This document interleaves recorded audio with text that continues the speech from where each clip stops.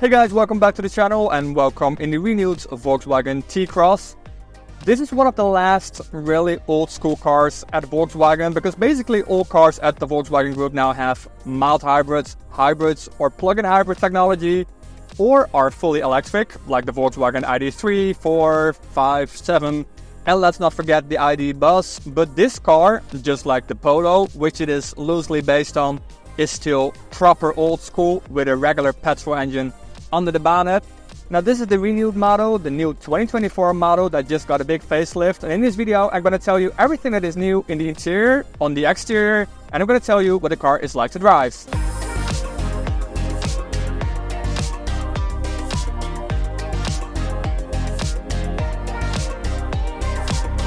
So it's been already 5 years ago that Volkswagen first introduced the T-Cross, back in 2019.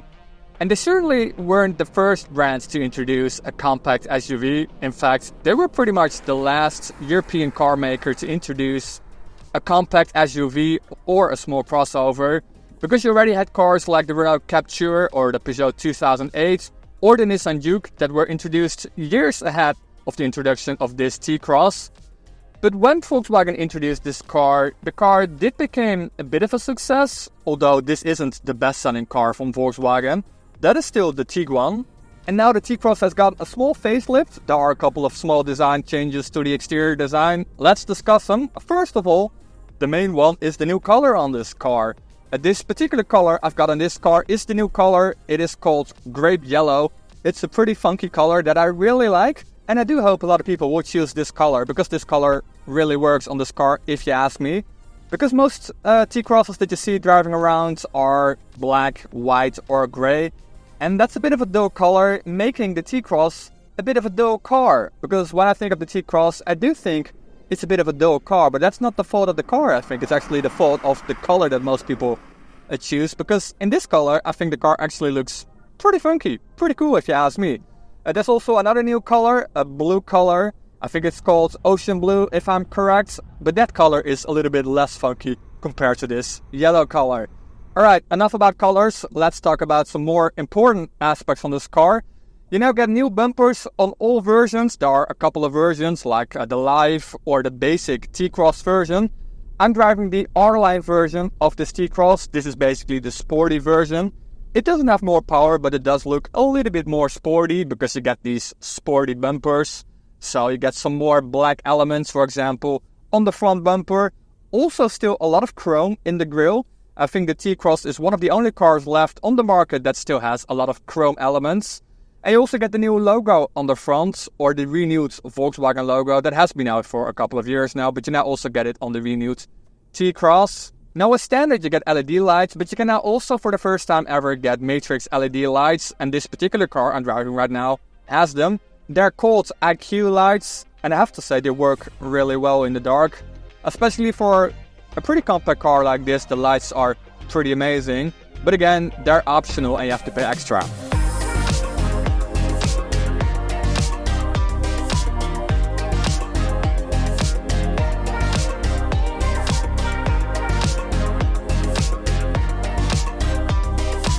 Now if you go for IQ lights, you also get this really funky tail light design with like a 3D pattern of an X shape. I guess it's from T-Cross, right? Now the trunk capacity obviously hasn't changed, because the outer shape of this car really didn't change. So you still get up to 455 liters of trunk capacity, unless you push the back seats all the way to the back, because you can move the back seats for a couple of centimeters. And if you put the back seats all the way to the back, you're left with 385 liters of trunk capacity. Volkswagen also made a couple of changes to the interior. There are some better materials now in the interior, and the interior really could need some better materials, because in the outgoing model the interior looked and felt really cheap with a lot of hard plastics. And if we're honest, there is still a lot of hard plastic in the interior of this renewed Volkswagen T-Cross. Basically, everything that you touch is made out of hard plastic. You do get some soft materials, for example on the dashboard, but overall the look and feel is still pretty cheap. You do get a new infotainment screen and a new infotainment system with some new software, and to my surprise it actually works pretty good. It's a lot faster than in the outgoing model that had a really slow infotainment system. But this system is actually not that bad. Now, you should not compare it to the system in, for example, an ID7 or an ID Buzz, but overall this is a pretty good system that is really easy to use.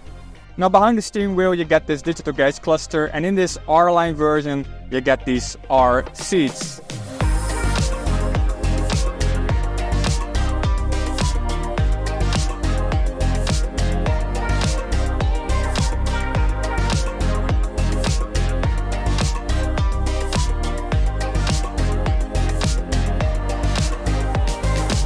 Then let's talk powertrains. You can still get the exact same powertrains as in the outgoing model. The most important ones are the 1 liter and the 1.5 liter. The 1 liter produces 115 horsepower or 95 horsepower if you go for the absolute base spec version of this car.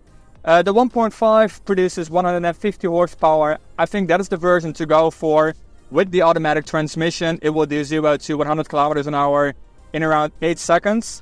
I'm actually driving the 150 horsepower 1 liter 3-cylinder version with the automatic as well, but you can also get this version with a manual. If you go for the 95 horsepower version, you can only get that version with a manual. So the version I'm driving right now is the 115 horsepower version. This car is not really that fast. It will do 0 to 100 kilometers an hour in 10.3 seconds. It's not super slow, but it is a little bit on the slow side, and the car really has to work when you're getting onto the highway, for example. Now, handling wise, the car really didn't change to the outgoing model. They didn't change anything to the suspension. So this is still a pretty comfortable car. This is a very old school, no nonsense car. It's not sporty, it's not fast, but it will get you from A to B in a lot of comfort. And basically anyone can drive this car. Your kids, your parents, your grandparents. It's just a really easy car to drive. You got great visibility all around, also from the back. And the steering is not too light and not too heavy. It's a proper Volkswagen, a car for the people and that everyone can drive.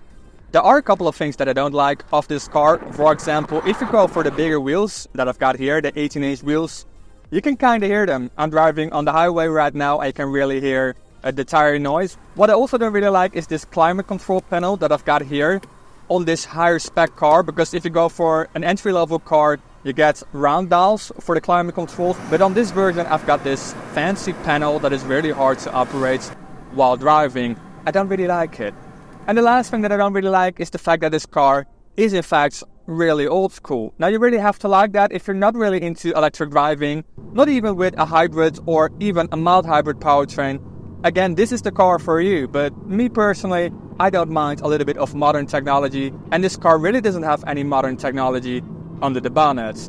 And so that's it for my quick review on the Volkswagen T-Cross, the renewed 2024 model. If you like this video, why not consider subscribing? And don't forget to give this video a thumbs up, and I'll see you in the next one.